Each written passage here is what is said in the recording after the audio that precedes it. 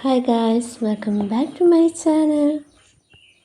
ഇന്ന് ഞാൻ പറയാൻ പോകുന്നത് ഒരമ്മയുടെയും മോളുടെയും കഥയാണ്. നമ്മുടെ നായകൻ അവരുടെ അച്ഛൻ്റെ പ്രിയ സുഹൃത്ത് വാസുവിൻ്റെ മകൻ ദേവനാണ്. അമ്മയും മോളുമായി ദേവൻ്റെ ബന്ധം എന്തെന്ന് നോക്കിയാലോ. നിങ്ങളോട് കഥ പറയാൻ പോകുന്നത് ആ അമ്മയുടെ മകൾ ആതിരയ. ആതിര ഇപ്പോൾ ഡിഗ്രി 3rd ഇയർ പഠിക്കുന്നു. എന്നാൽ കഥയിലേക്ക് പോകാം. എൻ്റെ ഒരു ദിവസം കടന്നു പോകുന്നത് രാവിലെ കോളേജിലും വൈകുന്നേരം ട്യൂഷൻ സെൻറ്ററിലുമായാണ്. രാവിലെ 9 മണിക്ക് ഇറങ്ങിയാൽ രാത്രി 9 ആകും വീടെത്താൻ. അമ്മയാണെങ്കിൽ അടുത്തുള്ള സ്കൂളിലെ ടീച്ചറാണ്.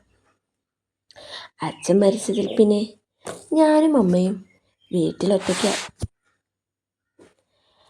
പണ്ടൊക്കെ ഇതിനെക്കുറിച്ച് എനിക്ക് വലിയ അറിവൊന്നുമില്ലായിരുന്നു. ഇപ്പം ഏതാണ്ടൊക്കെ കുറച്ച് അറിയാം. ഇപ്പോൾ ഫോണിലെല്ലാം സുലഭമായി കിട്ടും. അമ്മ കാണാതെ ഇതിൽ നിന്നും ഞാനൊരു റിസർച്ച് തന്നെ നടത്താറുണ്ട്. അമ്മ കണ്ടാൽ പണിയാകുമെന്ന് എനിക്കറിയാമായിരുന്നു. അച്ഛൻ്റെ ഫ്രണ്ടിൻ്റെ മകൻ ദേവൻ ചേട്ടൻ ഞങ്ങൾക്ക് കുറേ കാര്യങ്ങൾ പഠിപ്പിച്ചും തന്നു. ദേവൻ ചേട്ടനാണെങ്കിൽ വിവാഹം കഴിച്ചിട്ടില്ല. എന്തോ ജാതകദോഷമെന്നൊക്കെയാ പറയുന്ന കേട്ടത്. വിവാഹങ്ങൾ കുറേ വരുന്നുണ്ട്, എല്ലാവരും മുടങ്ങിപ്പോവും.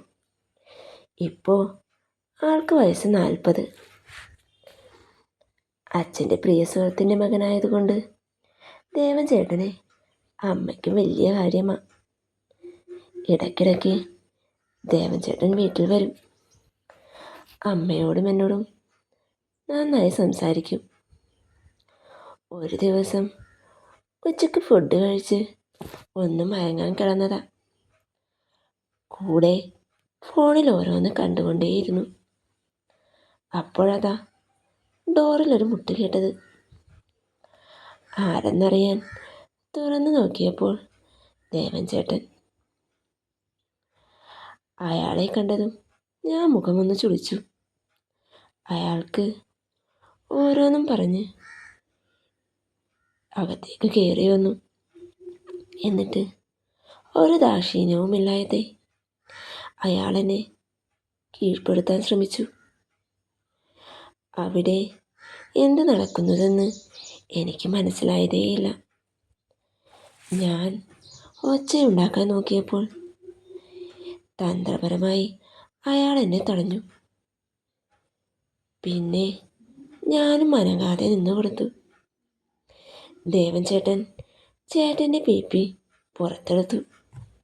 എന്നിട്ട് അതിലൂതാൻ പറഞ്ഞു. വലിപ്പം കണ്ട് ഞാനൊന്ന് പേടിച്ചു. പിന്നെ ഞാനത് ഊതാൻ തുടങ്ങി. അതും നല്ല രീതിയിൽ തന്നെ. ചേട്ടനും അത് നന്നായി ആസ്വദിച്ചു കൊണ്ടിരിക്കുക. അന്ന് ദേവൻ ചേട്ടൻ്റെ ആ പീപ്പി അവിടെ ഒരു പുഴ തന്നെ ഒഴുക്കി. ഞാനാണെങ്കിൽ അത് മുഴുവനും കുടിച്ചു, ഒരു തുള്ളി പോലും പുറത്തു കളയാതെ. എല്ലാം കഴിഞ്ഞപ്പോൾ ചേട്ടൻ എന്നെ നോക്കി ഒന്ന് ചിരിച്ചു. എന്നിട്ട് പിന്നെ വരാമെന്ന് പറഞ്ഞ് ഇറങ്ങി.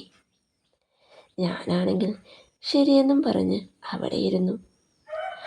ചേട്ടൻ പോകുന്നത് നോക്കിയിരുന്നു കൊണ്ടാ.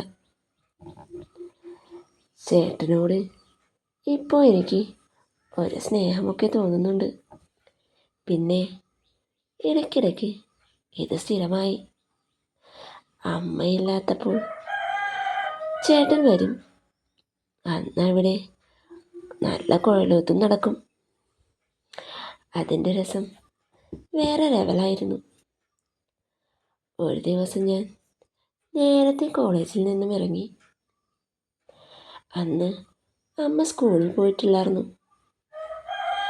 അമ്മ വീട്ടിലുള്ളത് കൊണ്ട് കൂട്ടുകാരികളോടൊപ്പം സമയം കളയാതെ ഞാൻ വേഗം തന്നെ വീട്ടിലെത്തി. ഞാൻ വീട്ടിലെത്തിയപ്പോൾ വീട് അടഞ്ഞു കിടക്കെ. അമ്മേനെ വിളിച്ചപ്പോൾ കോൾ എടുക്കുന്നുമില്ല. വീടിന് ചുറ്റും ഞാനൊന്ന് റൗണ്ട് അടിച്ചു. അങ്ങനെ റൗണ്ട് അടിക്കുമ്പോഴാണ് അമ്മയുടെ റൂമിലെ ജനാൽ പാതി തുറന്നു കിടക്കുന്നത് ഞാൻ കണ്ടത്. അതിലൂടെ നോക്കിയപ്പോൾ ഞാനൊന്ന് ഞെട്ടി. ദേവൻ ചേട്ടനും അമ്മയും. എൻ്റെ കണ്ണുകളെ എനിക്ക് വിശ്വസിക്കാൻ പറ്റിയില്ല. എനിക്കാദ്യം കരച്ചിലാണ് വന്നത്.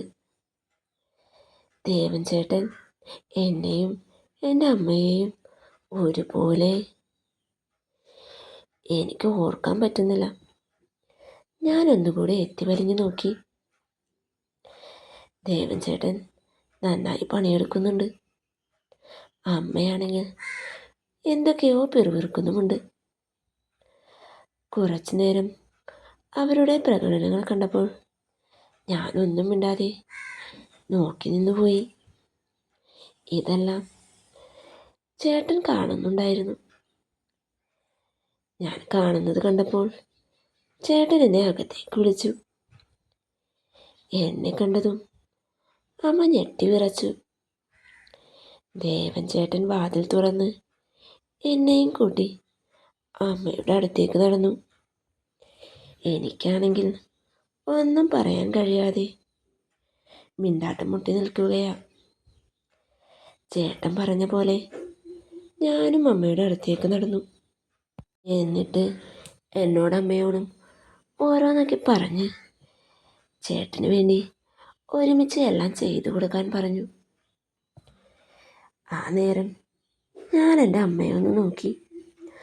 അമ്മയുടെ മുഖം ആകെ വിളറി വെറുത്തിരിക്കുക. ഞാനും അമ്മയും ആദ്യം മുഖത്തോട് മുഖം നോക്കി. പിന്നെ ഞങ്ങൾ രണ്ടുപേരും മാറി മാറി പണിയാൻ തുടങ്ങി. ചേട്ടനാണെങ്കിൽ നന്നായി ആസ്വദിക്കുന്നുണ്ട്. ചേട്ടൻ ഒരു സമയം തന്നെ ഞങ്ങൾ രണ്ടുപേർക്കും ഒരുമിച്ച് ചെയ്തു തന്നു. അങ്ങനെ ദീർഘനേരത്തെ ആ യുദ്ധം തുടർന്നുകൊണ്ടേയിരുന്നു. യുദ്ധം അവസാനിച്ചതും ഓരോരുത്തരും തളർന്നു വീണിരുന്നു. ഇനി ഒരു യുദ്ധത്തിനുള്ള ആയുധം ചേട്ടൻ്റെ കയ്യിലുമില്ലായിരുന്നു. ചേട്ടനാണെങ്കിൽ ചേട്ടൻ്റെ സാധനങ്ങളൊക്കെ അകത്താക്കി ചേട്ടൻ പോകാനായി റെഡിയാവുകയാണ്. ഞാനും അമ്മയും മാറി മാറി ചേട്ടനെ നോക്കി. അപ്പോൾ ചേട്ടൻ ഒരു പുഞ്ചിരിയാണ് ഞങ്ങൾക്ക് രണ്ടുപേർക്കും സമ്മാനിച്ചത്. ചേട്ടൻ പോയതിനു ശേഷം ഞങ്ങളുടെ വീട്ടിൽ കുറച്ചു നേരം നിശബ്ദത തളം കെട്ടി നിന്നു.